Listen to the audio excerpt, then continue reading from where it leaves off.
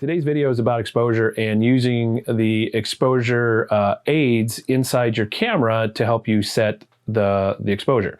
As with all things in photography, there's a technical element to this as well as a creative element to this. So we're going to focus a little bit on the technical side of it today. We'll start with a definition of what exposure is, talk about the three main elements of exposure that your camera can use, and then take a look at setting exposure using the exposure meter. So let's start with a definition of exposure, what it is. Exposure is the settings that you use to determine how much light ends up in your photo. Every camera has the same three exposure controls. In addition to controlling how much light is in the photo, making it brighter or darker, which each of those three controls, they also have, each of them has their own property they add to the photo. They change a property in the photo. So let's start with the first one.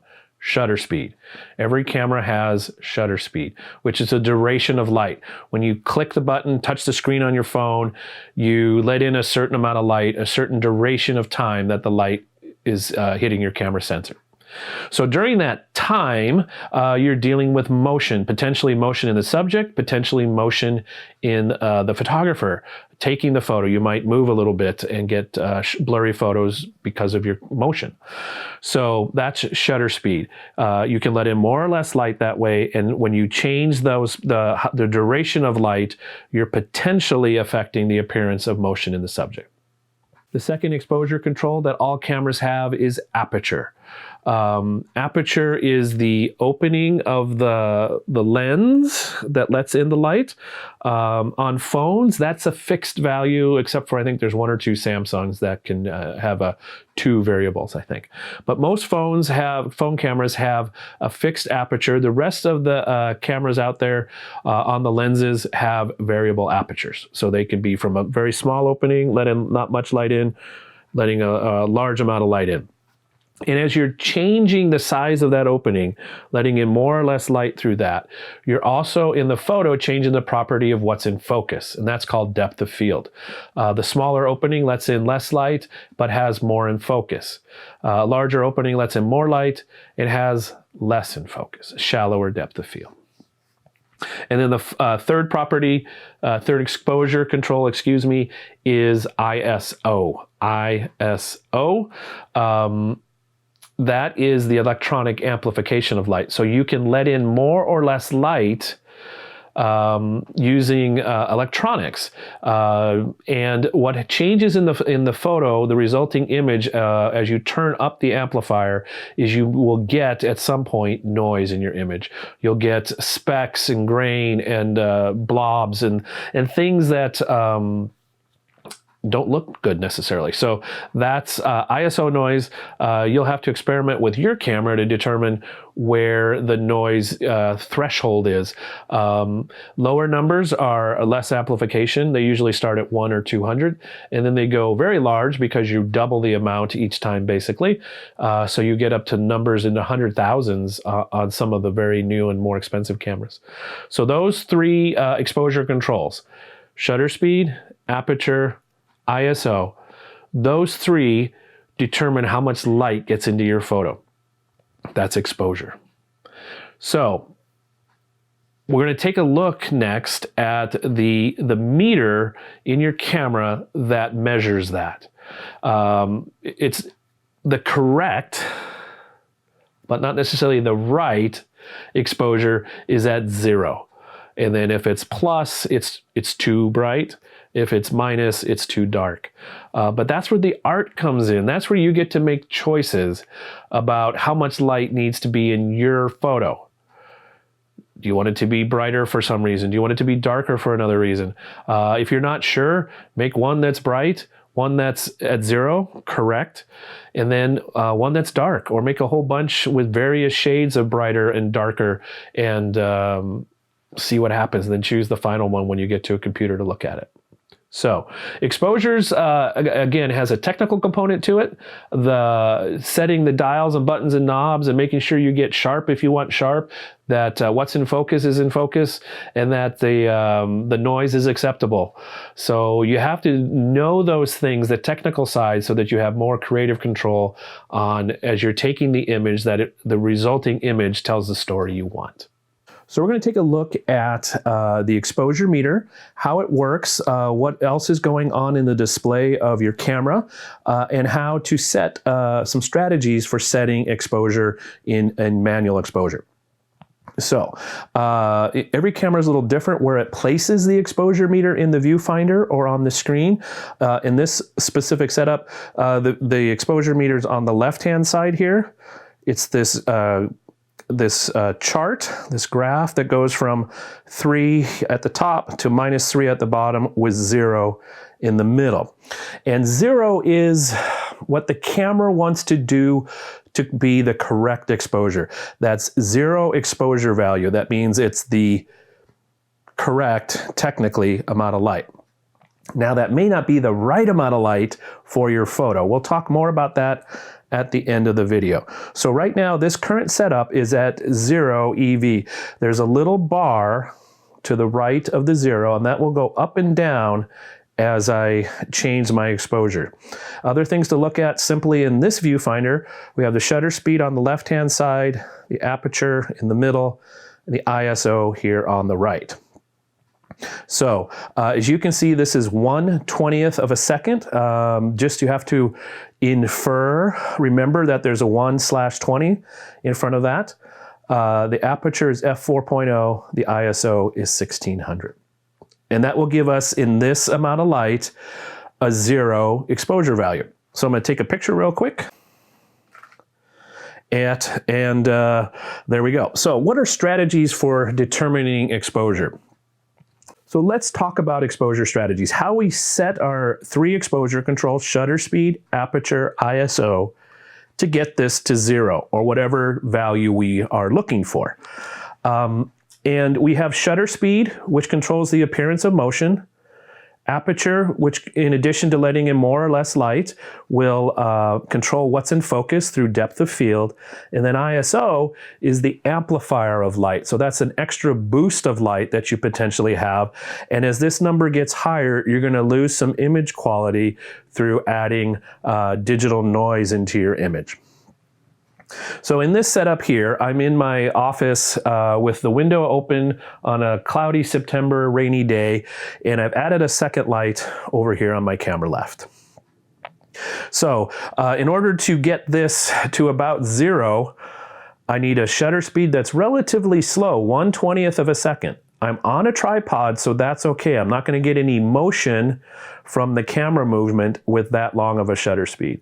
My aperture's at f4.0, which is the largest opening, smallest number on this lens, because I know I need to get as much light as I can that way. And then my ISO is 2000, just as a starting point. It's a little high. Generally, I try and avoid going above 1600. Your camera, or you'll get to know it, you'll know what your maximum is, depending on what you're trying to do. So let's go through the priorities. I generally try and set my ISO as low as I can. So on my camera, what I would want to do is set the ISO all the way down to the lowest number, which is 200. And you can see this took my exposure from 0, now it's -3. So I need to get some more light somewhere else. I've got my light turned up to its maximum. There's no more light coming in from the window. So I have my 2 other exposure controls to try and let in more light. On this lens, I can't get any more light through aperture. So that means the only other place I have to get more light is with more time. So I'm going to change my shutter speed to longer duration, more time, and this will move back up towards 0. So let's get that. I'm going the wrong way, sorry. So see how I'm getting longer time. That's 1/8 of a second, 1/6, 1/5, 1/4 second, 3 second, and about 1/2 a second. So I change from 1/20th of a second from ISO 2000 to 200, and I had to correspondingly get more light because I'm getting less light here. So without a tripod at half a second, this would be a blurry photo because I can't hold still for half a second. I'm going to take another image. So you heard how long that was. Let's do that again. Click, click. That's the shutter opening and closing. I'm going to zoom in a little bit. Well, what I want to do, okay, because the aperture is open like this, the largest opening, only the middle camera where I have the focus point is in focus. The lens on the right is going to be a little blurry. The lens on the left will be blurry because they're different distances. So if I want to get everything in focus, what I need to change is this aperture to a smaller opening to let in less light. So I'll do that and go to about f8.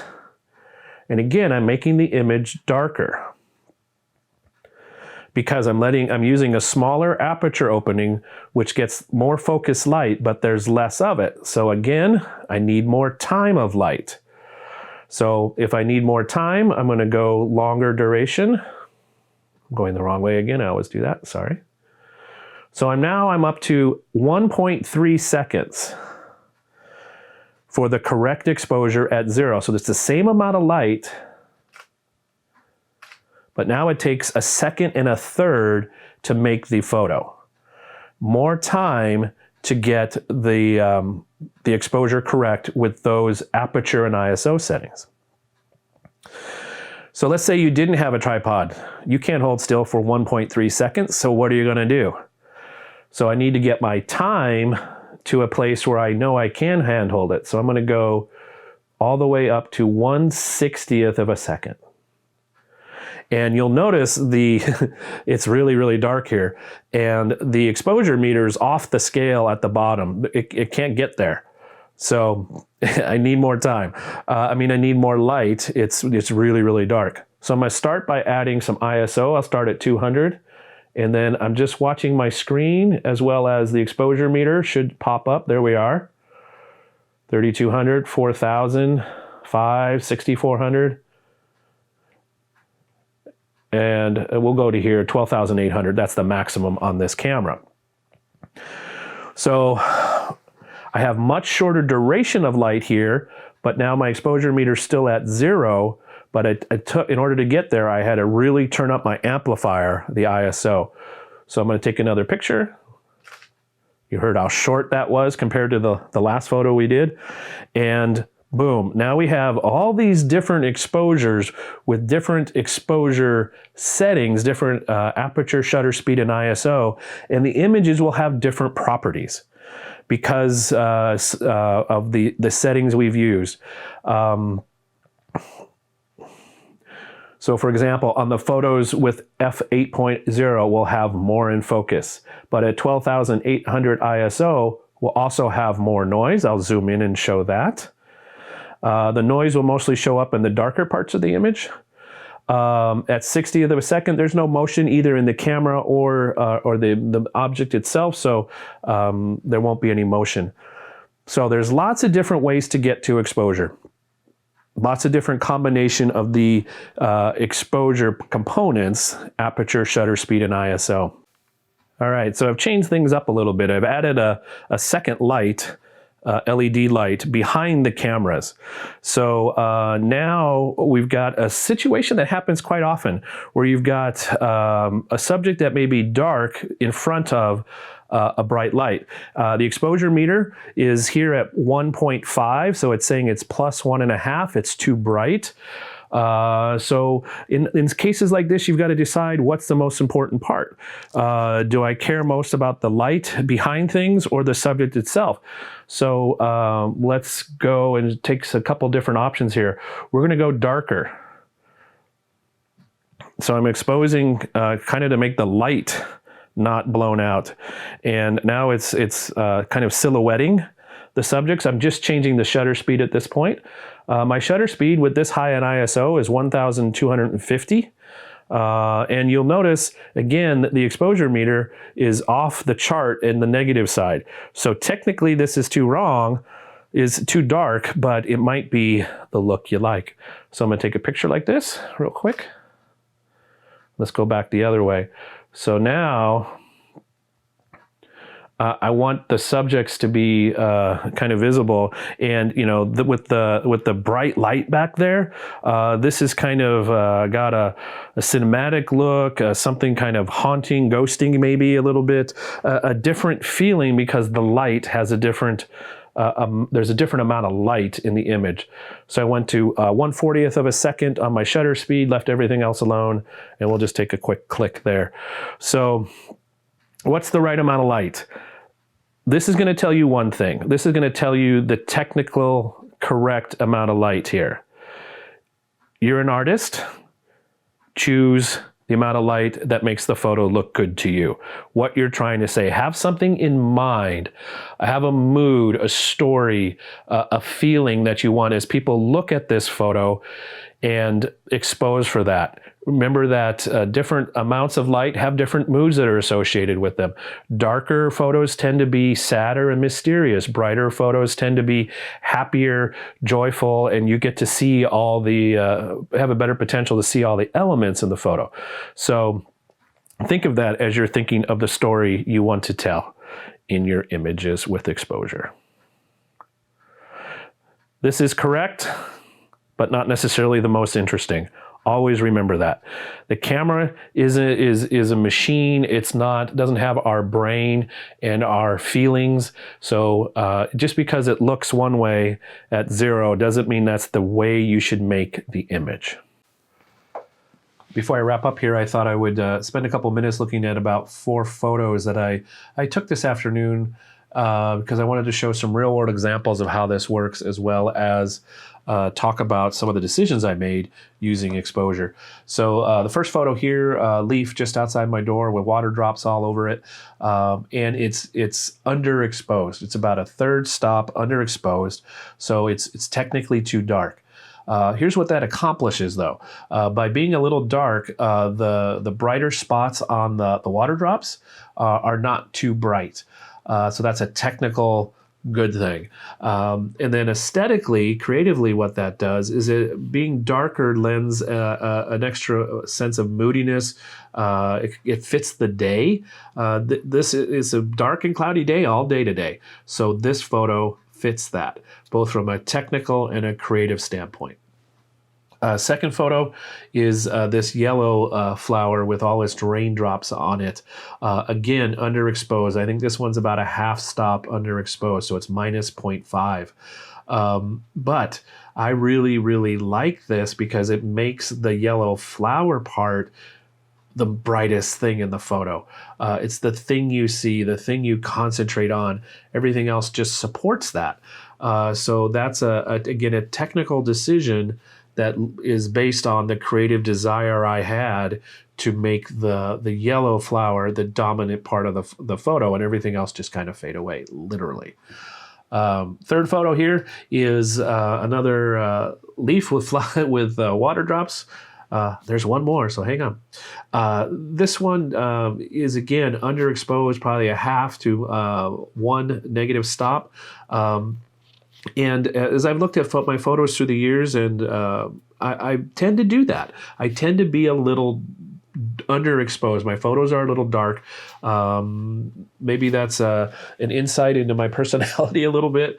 But also, here's what happens with that, is the colors get richer. Yeah, I think a lot of our days around here, again in the Northwest, they're cloudy days, they're dark days, they're moody. So those kind of photos that are darker and moody fit the environment we're in. So as you look at your photos, see if there's a tendency, if you tend to go brighter or darker, and be intentional about that. Ask yourself the question: is that who I am, what I want to say, what I want my photos to say about me, what I want people to see in my photos? And then last, this photo, because I had to show you one where it's too bright, it's overexposed. not to just think I'm only dark. This water drop, raindrop just about to fall from this leaf is overexposed about +1. And what that does in this photo is it makes this bright white spot in the lower left corner of the photo that somewhat leads your eye, frames this water drop with brightness. And I think that fits this photo in part because the rain is over. We celebrate the rain was here, so there's a sense of hopefully maybe a little bit of celebration and gladness for the rain. If we didn't do that in Seattle, we'd all even drink more coffee. So that's the hope in this photo. As you're again with going overexposed or underexposed, be intentional. Have a purpose for it.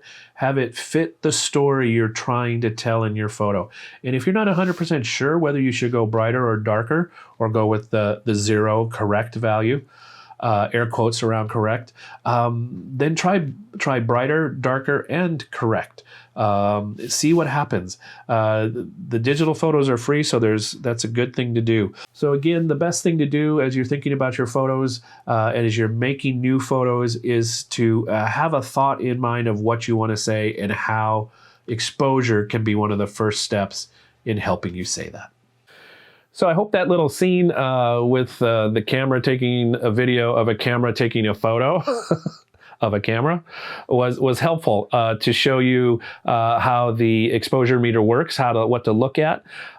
It's tricky when you're looking through a viewfinder or even the back of a screen, paying attention to the numbers, paying attention to the scene, doing the dance to make them all work together. It takes time, it takes practice, and eventually the numbers become second nature. Looking through the little viewfinder or the screen becomes more natural, and you kind of start visualizing the world through that box even before you take the picture. So I hope this video was helpful. What I was doing was using manual exposure control. So I was controlling the aperture, shutter speed, ISO, all three of those individually myself, not letting the camera decide. That's a lot to do, especially if you're first getting started with this. I'm a big fan of when you're first getting started, the thing that is hardest to do is to look at the frame and see all those elements in there and arrange them in a way that tells the story. So if you're worried about shutter speed and aperture and ISO, it can be hard to then even see what you're looking at. So please feel free to start with one of the automatic exposure controls. If you do nothing else, my suggestion is to get off of the full auto mode and go to the P mode. That stands for program, although you can tell your friends it stands for the photographer mode. If you have questions, suggestions, personal experiences you'd like to share, please share them in the comments below. I hope this video has been helpful, and I will see you again before too long.